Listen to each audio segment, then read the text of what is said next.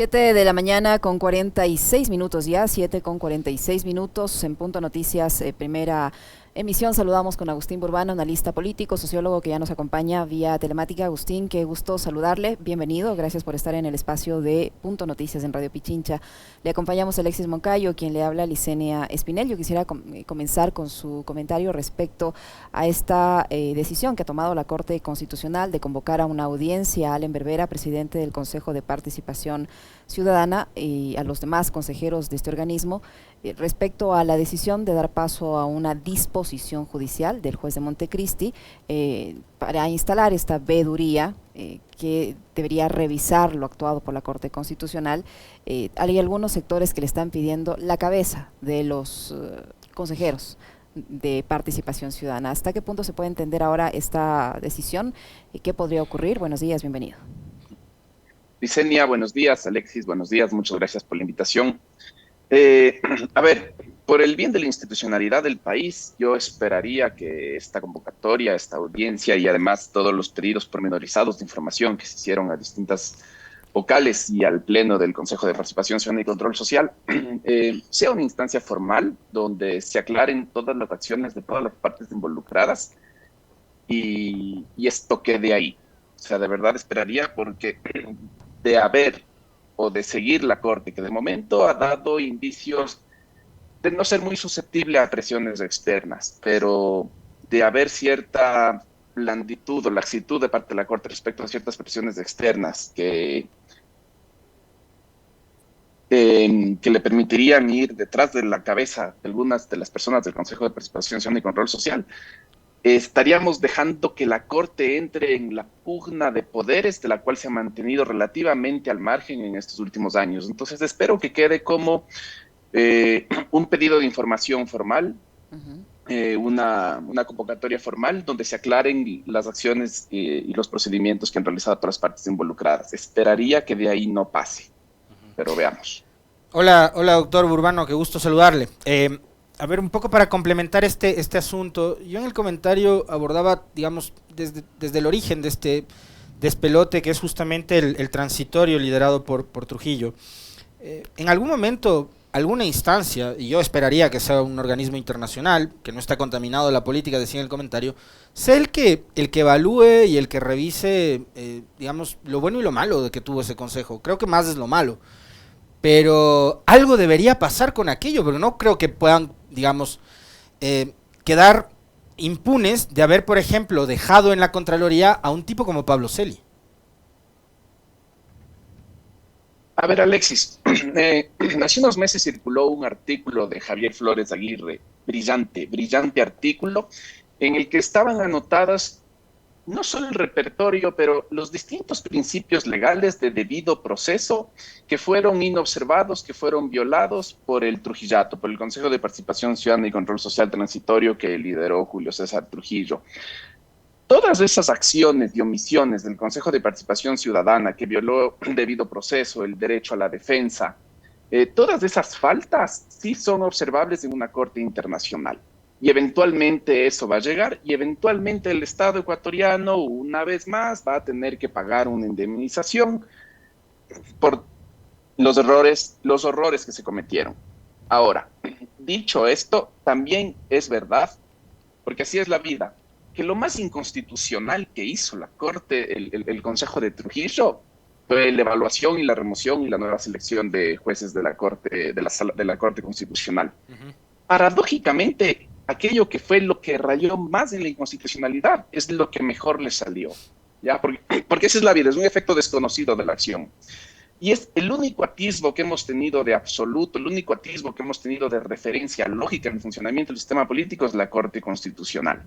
Entonces, te hago esta reflexión porque a pesar del desastre que fue la Corte, el Trujillato, a pesar de lo grotesco, de lo procaz que fue haber dejado a autoridades que estaban claramente señaladas por su accionar, como tú estás mencionando, al frente de la Contraloría, no fue el único, de lo grotesco que fue la elección de la Fiscal General del Estado, lo grotesco que fue su concurso. Así es. A pesar de todo ello, lo que quedó, aquello que quedó y que nos ha servido en este momento para dirimir el juicio político, para dirimir la muerte cruzada, ha sido la Corte Constitucional. ¿Es perfecta? No. ¿Le ha faltado? Sí. ¿Hay sentencias en la Corte que están durmiendo el sueño de los justos? Sí. Pero es lo poquito que tenemos en este país en este momento para tratar de seguir sembrando algo de institucionalidad. Esperemos que en los años que vienen en las Cortes Internacionales haya ya una resolución, se resuelvan todas las acciones del Consejo de Participación Ciudadana Transitorio y esperemos que eso sirva como precedente para que en este país se empiece a decir nunca más. No tengo mucha fe que en este país se empiece a decir nunca más porque los ejemplos sobran de cada vez que nos gobiernan las élites, cómo la disputa institucional trata de resetear las funciones de control y de regulación de poder del Estado, pero bueno, esperemos que esta vez haya algo más ejemplar. De acuerdo. Ahora, sobre el tema político, Agustín, en las últimas horas se han conocido declaraciones de los respectivos candidatos a la presidencia de la República.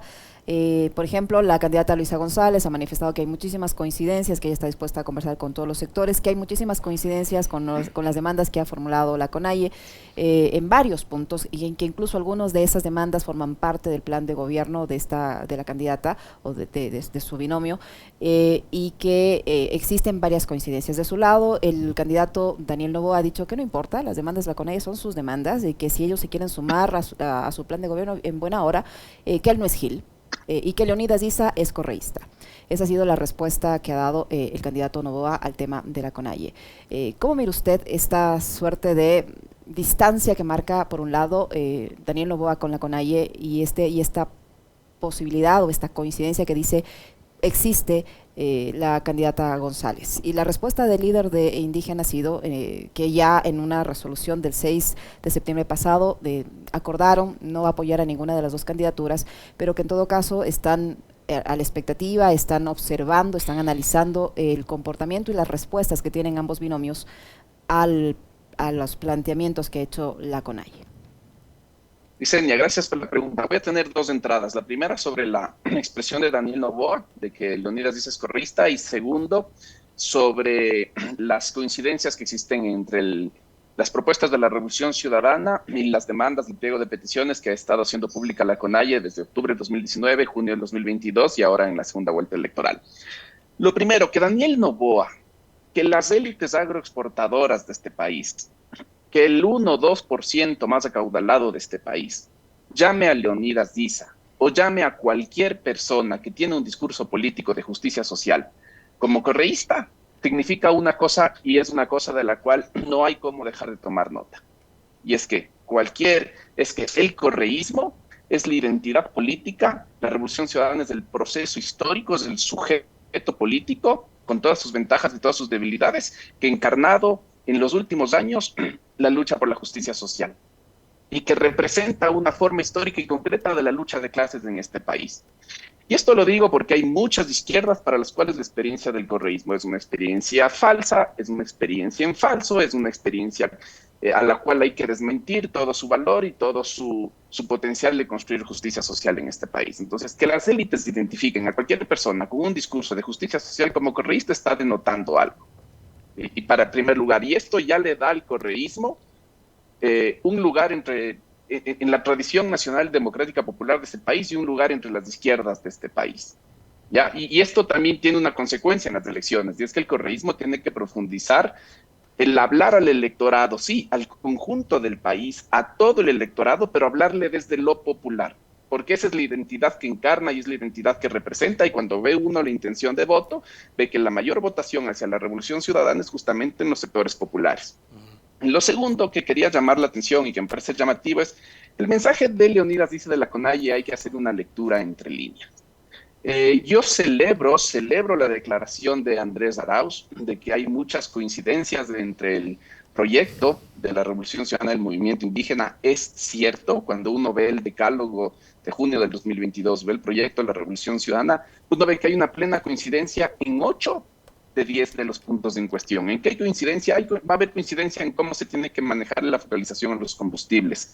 Va a haber coincidencia en cómo tiene que ser la política de regulación de precios, en dos sentidos, en los mercados y política de regulación de precios de las cadenas de comercio que están expoliando los agricultores en la sierra y en la costa. Va a haber coincidencia entre la Revolución Ciudadana y el movimiento indígena cuando hablamos de fortalecer el sistema de salud, cuando hablamos sobre las políticas del IES y cuando hablamos de poner un fin a estos intentos de privatización de los bienes públicos. Va a haber plena coincidencia.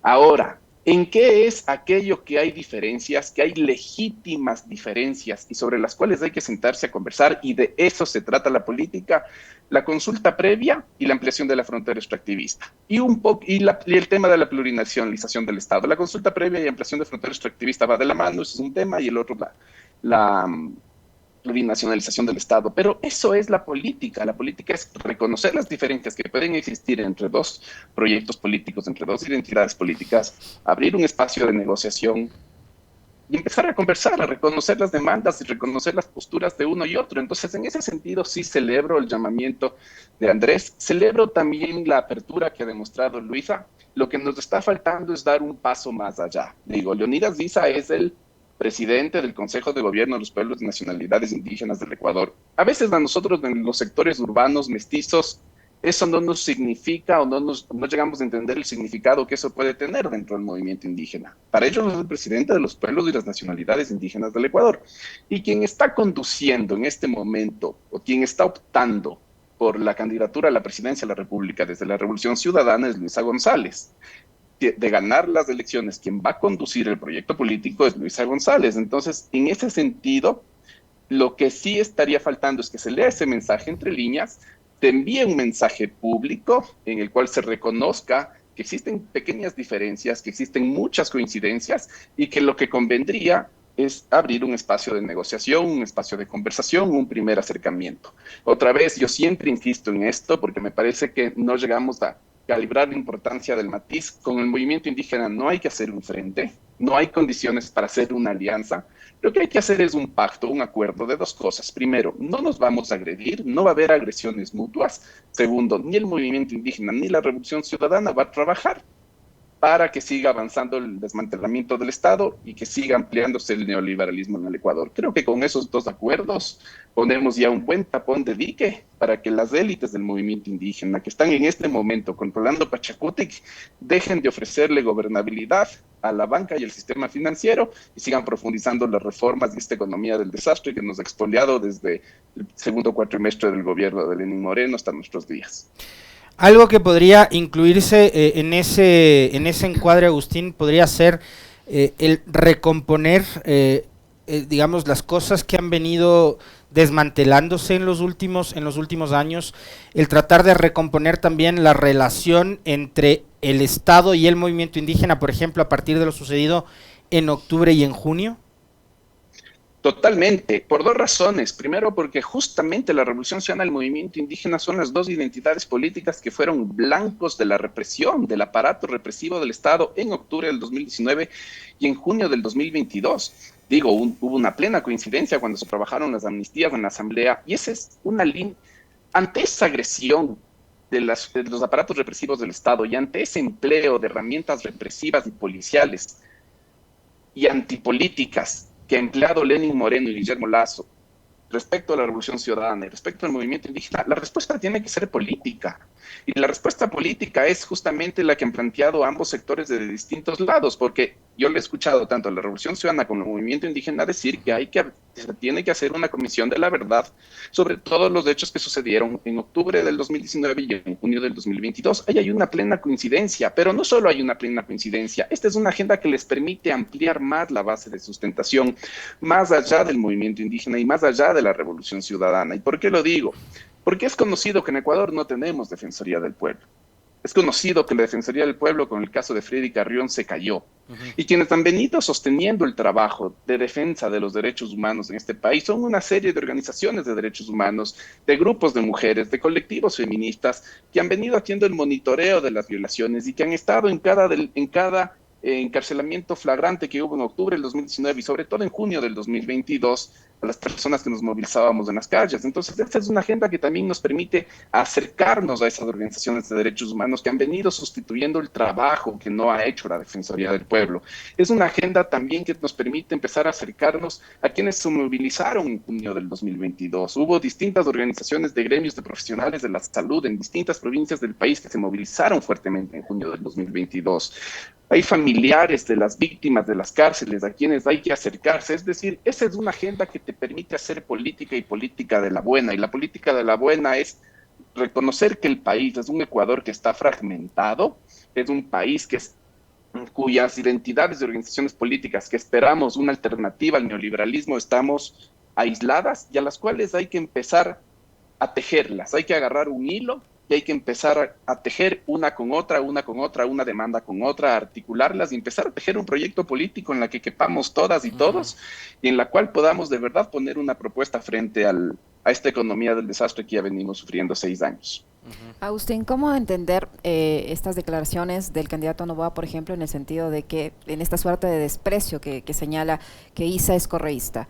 Cuando él se presentó para la primera vuelta, incluso ya cuando pasó a la segunda, se presentó como que no era anticorreísta y que tampoco era correísta, que estaba en el grupo de las personas que no están ni en el un extremo ni en el otro extremo. Resulta que ahora dice que él no es Gil, y que Issa es correísta, así como despreciando que él pudiese ser correísta, que él ha aclarado y ha citado varios momentos que ha tenido que vivir en la dirigencia indígena, el movimiento indígena con el gobierno de Correa.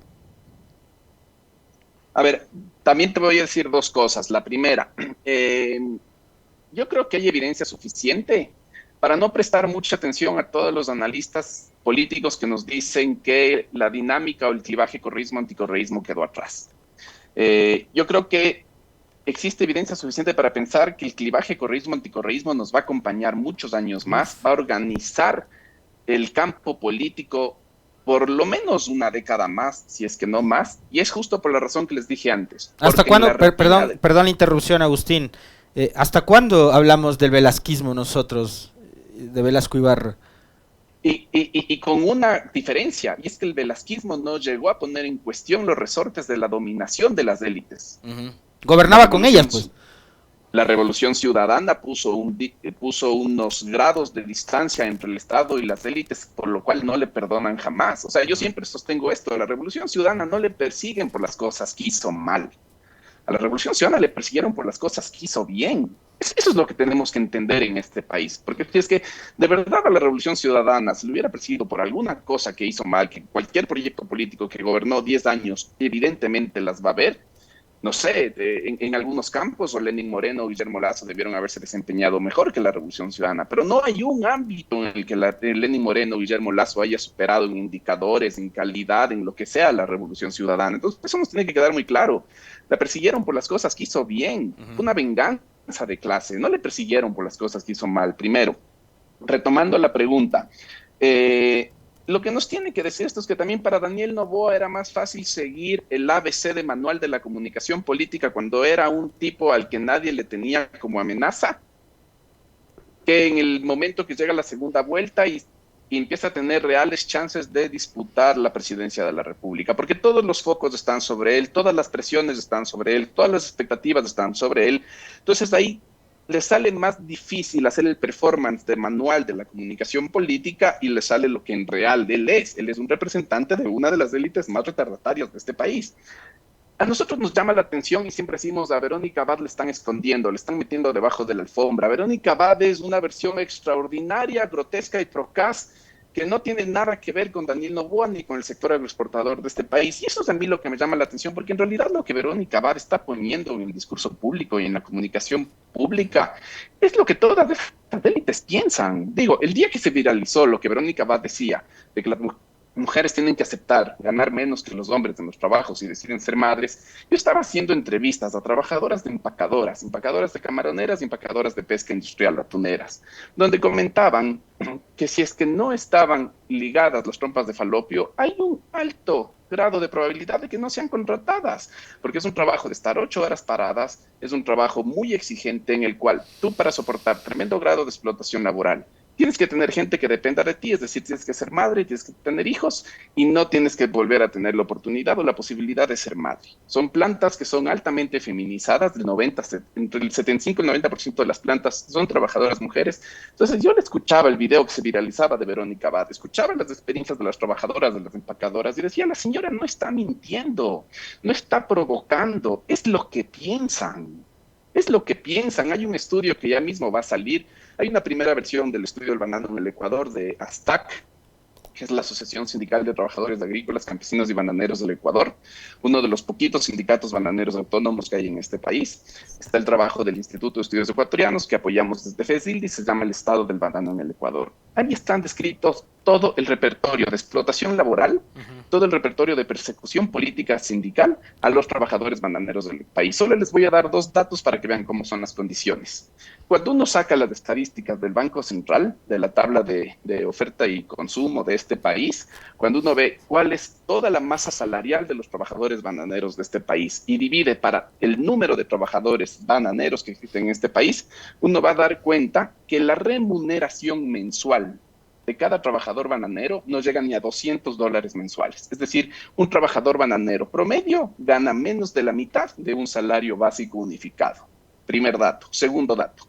Cuando fumigan las haciendas bananeras, esto no les miento, en muchas haciendas bananeras fumigan con los trabajadores adentro. ¿Saben lo que eso implica en términos de alergias, de exposición a químicos cancerígenos, cáncer en la piel, problemas en el hígado, problemas en los pulmones? Es decir, Verónica Abad no está diciendo algo para provocar, insisto, está poniendo en el discurso público lo que lamentablemente varias élites agroexportadoras de este país son.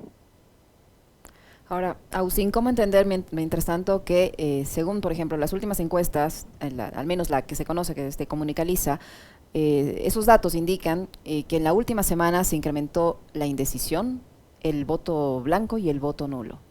Que al parecer esta última semana no les ha ido bien a ninguno de los dos candidatos y que crece la indecisión. Para mí la mejor lectura y la más concisa la dio Carolina Ávila Nieto, y tiene que ver con que estamos experimentando 2 campañas que están poniendo de momento más énfasis en el ataque al adversario que en la comunicación afirmativa propositiva de propuestas. Y esto es algo que para mí está claro. Entonces, cuando tú ves que las 2 alternativas, hay un ruido de comunicación negativa sobre las 2 alternativas, simplemente te rechazas, te alejas de las 2 alternativas y no tienes elementos para decidir por cuál. Entonces, este es un momento propicio, idóneo, para que desde la Revolución Ciudadana se empiece a comunicar el cómo van a hacer todo lo que están proponiendo y cómo se diferencia eso de lo que está proponiendo Álvaro Daniel Noboa. Y lo digo esto porque hay otra cosa que, conectado a lo que dijimos en la primera parte de la entrevista, es necesario, pero el marketing tiene que estar en función de la política y no la política en función del marketing. Y este es el momento propicio para que la Revolución Ciudadana empiece a tejer en este país a partir de la colcha, a partir de los retazos que somos, un poncho. Y eso implica hacer algo que yo me acuerdo, alguna vez lo escuché en la Biblioteca Nacional de Buenos Aires, a Evo, esto debe haber sido 2009, 2010. Evo contaba que todos los días de su proyecto político, él se reunía con mínimo 3 organizaciones políticas o sociales, ya sean consejos estudiantiles, movimientos campesinos, sindicatos cocaleros, organizaciones políticas, movimientos regionales, lo que sea. Pero todos los días se juntaba con 3 organizaciones políticas y sociales, porque era la forma en cómo tenía para tejer ese poncho que era el más en Bolivia. Creo que esa es la tarea que está urgiendo acá. Creo que la Revolución Ciudadana ha sido muy inteligente en hacer esto en la costa, ha tenido muy buenas reuniones con campesinos en la costa, con productores, agricultores en la costa. Creo que está faltando profundizar más de estas dinámicas en la sierra y en reconocer las formas en cómo se tiene que hacer la política en la sierra, porque en un país tan diverso no pueden ser las mismas formas. En un país con formas societales tan distintas como es el Ecuador, las formas que funcionan en la costa no funcionan necesariamente en la sierra. Y aquí solo un ejemplo para cerrar esto, porque muchas personas, cuando hablo de la necesidad de construir un pacto de no agresión, me mencionan, perfecto, pero no nos funcionó la alianza con Jaime Vargas en el 2021. Es que ese fue justamente el error, porque la reunión y el acercamiento y el acuerdo fue con Jaime Vargas y no con la CONAIE. Y cuando el Consejo Político de la CONAIE supo del acercamiento de Jaime Vargas y supo que ese acercamiento no fue validado por el Consejo Político, lo que hicieron fue actuar en contra de la acción inorgánica de Jaime Vargas, de haber ido en representación de la CONAIE y hacer un acuerdo político que no fue consultado. No es que hay un rechazo a la Revolución Ciudadana, hay un rechazo al comportamiento inorgánico de Jaime Vargas. Entonces menciono esto porque las formas importan y hay que tener en mente que lo que sirve en la costa y las formas que sirven en la costa no necesariamente son las formas que van a ser efectivas en la sierra, y hay que tener la suficiente ductilidad, la suficiente plasticidad para poder satisfacer ambas. Ahora, ahí en ese, yo totalmente de acuerdo con lo que plantea Agustín, pero creo que también hay que echarnos un baño de realidad, Agustín, y digamos, ahí, de lado y lado, hay que pedir una suerte como de ceder, ¿no? O sea, hay que pedirles, dejen de ceder y dejen de lanzar acusaciones, porque de un lado tenemos a gente que también no comparte las maneras, las formas y el liderazgo de Leonidas Issa. Digamos, yo he visto a una Lourdes Tibán tomándose un vaso de Quaker, por ejemplo, y diciéndonos que hay señales, o a Salvador Quispe, o a Cecilia Velázquez diciendo que ella encuentra en Daniel Noboa algo simpático. Entonces vemos que hay cuadros, actores importantes dentro de la dirigencia indígena que no necesariamente van por la vía de Leonidas Issa, que seguramente no es tampoco la de salir públicamente a decir voy a apoyar por a Luisa González, sino creo que no nos conviene un candidato de las élites que además no paga impuestos, que además explota a los trabajadores en las bananeras, etcétera, etcétera, etcétera. Entonces no sé qué tan necesario está en este momento también la foto o la declaración de Issa diciendo voy a votar por Luisa González y demás, cuando hay dirigencias como las que acabo de señalar que han dicho ya públicamente que ellos no van a votar por el correísmo. Entonces, ahí me parece que también hay una serie de obstáculos y de trabas que imposibilitan un acuerdo que vaya más allá de lo que estamos dialogando en este momento, Agustín. Sí, estoy plenamente de acuerdo con la observación que dices, porque primero no hay que tener expectativas reales. El movimiento indígena no es monolítico, no es homogéneo, y la Revolución Ciudadana tampoco. O sea, es imposible esperar una organización tan grande como la Revolución Ciudadana, una organización tan grande como la CONAIE y esperar que sea homogénea o monolítica. Ahora, y me gustó la pregunta que me hiciste y el comentario que me hiciste, porque también hay una incapacidad para hacer política en la CONAIE. Ojo, dejemos de poner esto en que hay un lado puro y hay un lado profano aquí en las izquierdas. Dejemos ese matiz porque solo en junio del 2022, yo me acuerdo cuando yo veía el decálogo de la petición que estaba movilizando la CONAIE y Leonidas Issa a todo el país, yo sí me preguntaba, está chéverísimo el decálogo, pero ¿dónde están las reuniones de Leonidas Issa con el sector del transporte? ¿Dónde están las reuniones de Leonidas Issa con la gente que va a sostener el proceso de regulación de precios? ¿Dónde están las conversaciones de Leonidas Issa con el sector de la academia y del transporte que le va a ayudar con la política de focalización del combustible? Es decir, había un decálogo muy chévere de la CONAIE, pero estaba faltando el trabajo político y la plataforma política atrás que sostenga ese decálogo. Y eso se vio en el momento de montar las mesas de negociaciones.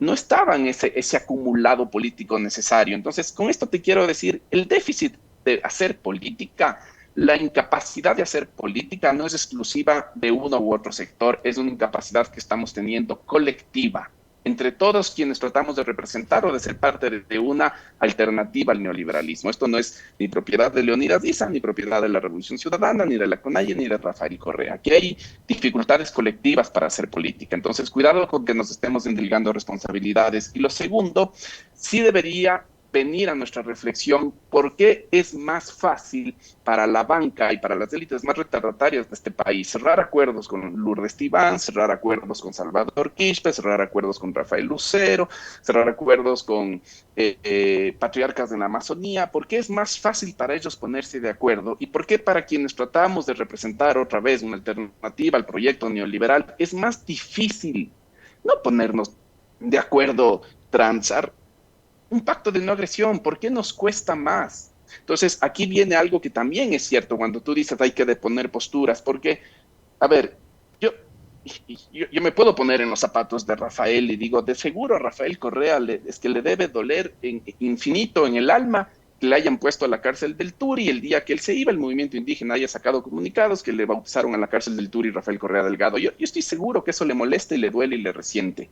Pero eso también ocurre dentro del otro lado. Es decir, yo, sin irme más lejos, hay una figura muy importante dentro del movimiento indígena como Naira Chalán. En el 2015 entró la policía en medio de la represión de Saraguro a su casa, llenó de gas a su casa, agredieron a sus familiares, se llevaron un montón de gente detenida. Entonces hay que entender que el movimiento indígena, cuando está pidiendo autocrítica a la Revolución Ciudadana, no lo hace solo desde los escritorios o desde los dogmas, lo hace porque también se le hicieron cuerpo y se le hicieron carne acciones prácticas que ocurrieron durante la Revolución Ciudadana de represión, frente a las cuales necesitan un reconocimiento y ante la cual están esperando algún tipo de resarcimiento. Entonces, eso también es hacer política, reconocer dónde hubo excesos, reconocer dónde hubo errores, porque sobre eso es sobre lo que se va a tejer.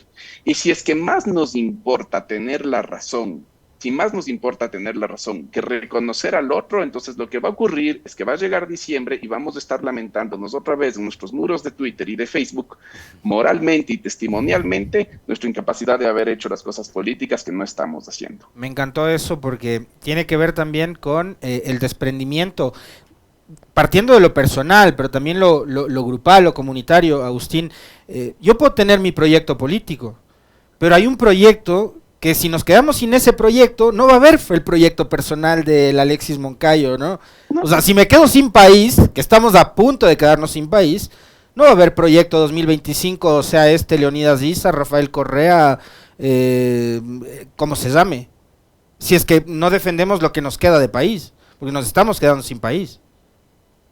Sí, o sea, yo siento que la elección ahorita entre Luisa González y Daniel Noboa, votar por Luisa es el gesto de poner las manos cuando te caes al suelo. El país está cayendo, de eso no hay duda. El país se va a seguir mellando, se va a seguir lastimando, de eso no hay duda. Votar por Luisa González es poner las manos en la caída y no irte de cara. Eso es votar por Luisa González, porque lo que han hecho es brutal, el desmantelamiento de las capacidades estatales es brutal, y lo que hay que empezar a hacer es romper con esta economía del desastre, con esta economía de la inversión pública cero, con esta economía del déficit cero, que ya tiene que ser vista inclusive por Fuerzas Armadas como un problema de seguridad nacional. Con esto voy a cerrar. Tiene que llamarnos la atención, tiene que llamarnos profundamente la atención que justamente en aquellos lugares donde predomina la forma de producción agroproductiva, monoproductiva del banano, sea aquellos lugares donde se está expandiendo los enclaves de violencia. Porque lo que eso nos está diciendo es que las zonas bananeras de este país no producen ningún derrame de riqueza, no producen ningún derrame de desarrollo. Lo que son las haciendas bananeras en este país donde no se cumplen los derechos laborales son lamentablemente fábricas de sufrimiento social, donde las personas no encuentran un trabajo digno, donde las personas no pueden realizarse como individuos o individuas autónomas, y en la cual entonces se vuelve un caldo de cultivo para que las bandas de crimen organizado propongan un proyecto de vida muy breve, muy problemático, muy conflictivo, pero un proyecto de vida al fin y al cabo a sus habitantes. Entonces sí debe llamarnos la atención que estamos en esta elección eligiendo entre alguien que promueve el mercado interno, un estado relativamente autónomo, y entre una persona que ha hecho su riqueza a partir del sufrimiento en haciendas bananeras, sufrimiento que no ha provocado desarrollo, que no ha provocado riqueza, y que es una de las causas, una de las variables que explican el por qué hoy en día tenemos este crecimiento, este auge, esta expansión de la violencia en la vida cotidiana. Pero seguramente habrá sectores que piensen, Agustín, que no fue él, que fue su padre, y que él no es lo mismo que su padre, aunque él parece que sí le molesta en el sentido las propuestas que hablan de cobrar impuestos a las empresas de su padre. Pero es muy fácil, ya dijo Álvaro Daniel Noboa a quién va a poner en el Ministerio de Agricultura. Un bananero. Va a poner a alguien del grupo Wong. A un bananero. Es la segunda exportadora de este país. Desde Lenin Moreno tenemos en el Ministerio de Trabajo y Ministerio de Agricultura el sector bananero. Guillermo Lasso le tuvo al presidente del Ecuadorian Banana Cluster, Juan José Pons, que después salió por el caso Danubio, de consejero presidencial. Es decir, el desastre de los gobiernos de Lenin Moreno y del desastre del gobierno de Guillermo Lasso ha tenido como actores protagónicos a las élites del sector bananero que han estado impulsando, han estado en la rectoría de las políticas laborales y de agricultura de este país. Y eso es algo que también hay que comunicar al movimiento indígena y que hay que tener la inteligencia y la pedagogía suficiente para llevarlo a todos los territorios de la Sierra Norte y de la Sierra Centro, porque las políticas agrícolas de este país de los últimos 6 años han privilegiado enormemente al sector agroexportador de la costa y ha dejado en plena indefensión a los pequeños agricultores de la costa y al sector agrícola y campesino de la sierra.